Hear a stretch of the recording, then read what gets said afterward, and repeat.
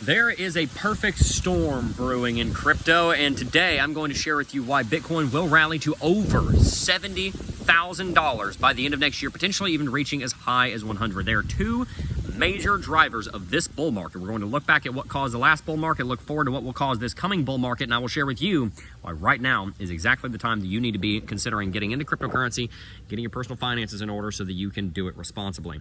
Let's look back on the 2020 and 2021 bull market. What caused it? Well, Bitcoin was already about to go through a halving when the first cases appeared in China. And as the pandemic broke out and took over the world, the global economy shut down. And in response to the havoc that wreaked on the economy, governments around the world ordered quantitative easing. Quantitative easing is the purchasing of treasuries and mortgage-backed securities by the United States Federal Reserve, and it is a method of putting liquidity into the United States economy and into the pocket of the government, so the government can go and put that money into the pocket of the Americans through the stimulus check programs, through the PPE programs, and many other programs. What you saw happen in 2020 and 2021 was all of a sudden the retail base had been flush with cash. They were out of work, they were at home, they were watching YouTube and TikTok, and they were learning about cryptocurrencies, and at the same time they were getting checks every month from the government with money that they didn't know what to do with. And so they decided to put it into this new thing called Bitcoin that they were learning about on the internet. And with $5 trillion at their disposal, we rallied Bitcoin by over $50,000 from 20K to 65K and eventually to $69,000. At the same time, interest rates were slammed to the floor, so people were taking out loans and buying Bitcoin with basically no interest payments and then paying back those loans and making ridiculous amounts of profit. The 2020 bull market was a perfect storm in its own right because of the actions of the Fed combined with the demographic and social effects of the pandemic combined with the season that it occurred in, the halving season. Well, that ended when quantitative easing ended and quantitative tightening began, and money was taken out of the economy through the rolling off of treasuries and mortgage-backed securities. Essentially, treasuries and mortgage-backed securities typically roll off, and you can either reinvest the money or you cannot reinvest the money. The Fed doesn't reinvest some of the money, and then that money poofs back out of existence because the Fed is the manipulator of the United States economy, but since they are institutionalized, everybody calls it economic controls. We're now moving into a season where there are two major things that will cause the next Bitcoin bull market, and one of them again is the actions. One of them again are the actions of the Fed. Let's talk about what's caused this rally this week, though, first, and then we will analyze how the Fed will impact the bull market and how we will reach over $70,000 by the end of next year. First and foremost, Larry Fink. He's one of the most powerful men on the planet, and he is, hands down, the most powerful man in finance. About 30 years ago or so, he lost $250 million in a quarter on trading, and he was disgraced. He had his reputation completely tarnished, and nobody wanted to do business with him. And instead of being down and out, Larry Fink decided that he was going to found a company, and that company is now known as BlackRock. In the 90s, they got very rich with their iShares ETFs because they revolutionized ETFs. They were taking on Vanguard, who were big into index funds and long-term growth, and they had algorithms that allowed them to beat the market in their trading and their investing. So they quickly rose to prominence and began managing billions of dollars within just the first few years of their existence. 25 years later, they now manage $10 trillion, and through ESG and through the amount of money that they manage, they have sway over every single one of the Fortune 500 companies and are one of the most powerful companies on the planet. They got big on ETFs, and ETFs and Bitcoin is where we collide.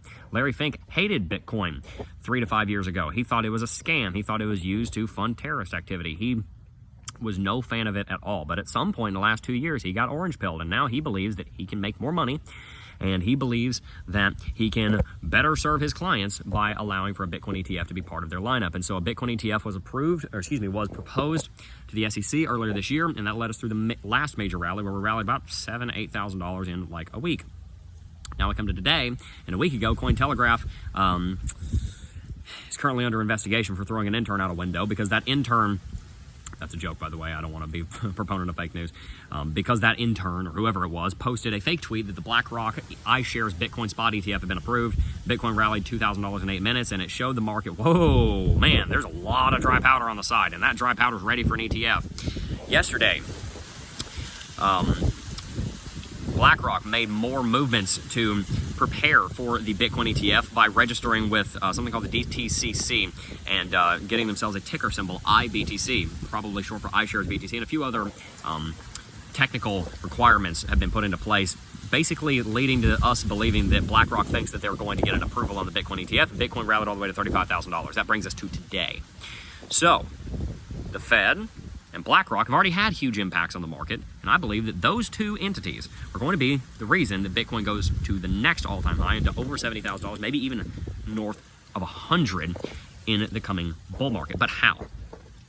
Let's talk about BlackRock first, looking into the future tense instead of just doing a history lesson. BlackRock and Larry Fink, again, are the most powerful company and the most powerful man in all of finance. And when that Bitcoin ETF does get approved, something very serious is going to happen. The average American who is not watching this channel, who is not on CoinMarketCap, who has never heard of TradingView, who doesn't know what Coinbase is, who doesn't know who CZ is, who doesn't know who Vitalik is, who doesn't have a clue what an Ethereum is, or a Cardano is, or what a Bitcoin is. The average American is going to have access to Bitcoin, and their financial advisors, based on the track record of Bitcoin, are going to advise them to put 2 to 3% of their portfolio into Bitcoin. When that happens, you have inflows of hundreds of billions, if not trillions of dollars from 401ks, Roth IRAs, and pensions. And that money flowing into a Bitcoin ETF, because Bitcoin for the first time in history will be able to be bought on a stock exchange, will see hundreds of billions, if not trillions of dollars flowing into Bitcoin within the first 12 months. The hype alone will bring at least $100 billion into Bitcoin. We've already seen that happen. If you don't believe me, look at the last week. $100 billion of new value has been brought into Bitcoin in less than 7 days, largely because of the ETF hype. So when the approval happens, it could be a buy the rumor, sell the news event. We could have a rally with a subsequent crash. But even if we do crash, we'll probably fall to a higher level than where we started the rally. And then following that, the fundamental truth of an ETF being on the market will be an on-ramp like none other. 10 times, 50 times, 100 times larger than anything that we've ever seen of inflows into the Bitcoin space. And it will legitimize Bitcoin as a true asset class that is here to stay, and all the naysayers will be silenced once and for all. When you have the largest economy able to invest in the largest cryptocurrency through the largest ETF company in the world, nobody will have any ground to stand on. I'm looking at Peter Schiff here. Nobody will have any ground to stand on to say that Bitcoin is not going to be able to be a long-term investment. And that confidence in the market will be one of the things that will drive Bitcoin to well over $100,000 at some point, potentially even by the end of next year or quarter one of the following year, 2025. Now, how does the Fed play into this? And why is the Fed just as important, if not even more important, than BlackRock in this story? Well, if you'll remember, the actions of the Fed are the reason that Bitcoin went through the last bull market in the first place, and some of those similar actions are going to take place, although not to the same degree. The United States Federal Reserve has begun the rolling off of treasuries and mortgage-backed securities. It's called a quantitative tightening. It's called a tightening cycle. They've already rolled off to the tune of about $800 billion. They had put $5 trillion into the market, so they're not even close back to the pre-pandemic levels of $4 trillion on the balance sheet. They've also seemingly paused the effective federal funds rate at 5.25. It's very likely that the effective federal funds rate will not be going up anymore. And if it does go up anymore, by potentially only one more hike. Jerome Powell, the chairman of the Federal Reserve, has spoken quite extensively on the Fed's policy. And they believe that while they do have room to go to the upside, they could send it to 5.5% to 6% if they wanted to. At the moment, it doesn't seem like they need to. Inflation is getting under control. It's gone through a little bit of a bounce, but for the large part, it's gotten under control. The Fed has a dual mandate. They are to keep prices stable, that is, legalese for low inflation, and consistently low inflation, target 2%, and maximum employment or minimum unemployment. They're trying to keep as many people working as possible, and those are two good goals. They believe that they are on track to be able to hit both of those goals with 5.25. The market is getting used to it. Some of the effects of the 75 basis point rate hikes last year are starting to really be felt, starting to take effect, and they seem to be reaching their goals, and they're not sure that they really need to hike rates anymore. If they do, it'd probably only be one more rate hike, if that. And so with the Fed pausing rates and with quantitative tightening likely to slow down in the next 6 to 12 months as the Fed starts to realize some of the goals that they had first set out of, again, low unemployment but also low inflation, they're going to pause both of those. And we're going to move into the third epoch. First epoch, high QE, low interest rates. Second epoch, QT and heightening interest rates. Third epoch is coming in 2024 where we're going to see the QT stop, and you're going to move into a period of no quantitative easing or tightening, which means that it'll have a null effect on the market, which means that Bitcoin will be free to run however it wants without the adverse effects of money being pulled out of the economy. And the effective federal funds rate being paused at 5.25. Every day that it pauses there, the market gets more and more used to that, and we move more and more into a period where we can grow without the effects of that even really being felt because it's baked in. But then you move into the fourth epoch, because at some point in the next 12 to 18 months, I think it'll probably happen about a year from now, you're going to see the Fed start dropping interest rates. And when they start dropping interest rates, they may also go through with some quantitative easing as well.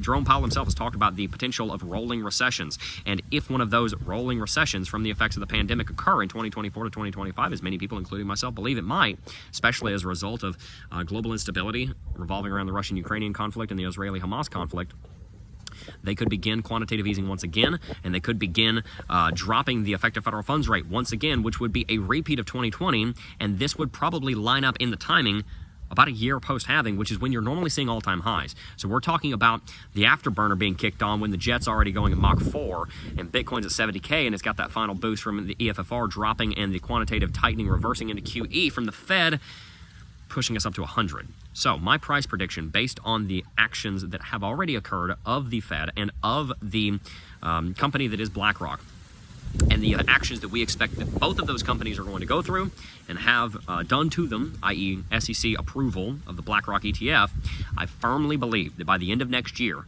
we will be trading north of $60,000, if not even higher than 70, potentially 100. Cycle top, I'm thinking 70 to 100K, and I'm very confident in that based on the analysis that we do every single day here on Coffee and Crypto, which is our daily live stream, and based on the analysis that I do every single day here working at the Crypto Jeb YouTube channel. If you have not seen our video from March where we predicted a $35,000 to $50,000 Bitcoin by the end of this year and predicted a $70,000 to $100,000 Bitcoin by the end of next year, I would highly encourage you to go back and watch that. It's titled How a Clock Will Send Bitcoin to $50,000, and then in brackets it says Bitcoin Price Prediction. It's got 50,000 views. You should go in and join in that viewership and watch that video, because you'll see how we were able to predict that the Bitcoin was going to do exactly what it did yesterday. And using the same methodology, we are predicting right now that Bitcoin will be trading above $60,000, if not north of $70,000, disregarding some kind of black swan like the wrong president getting elected and banning Bitcoin or whatnot.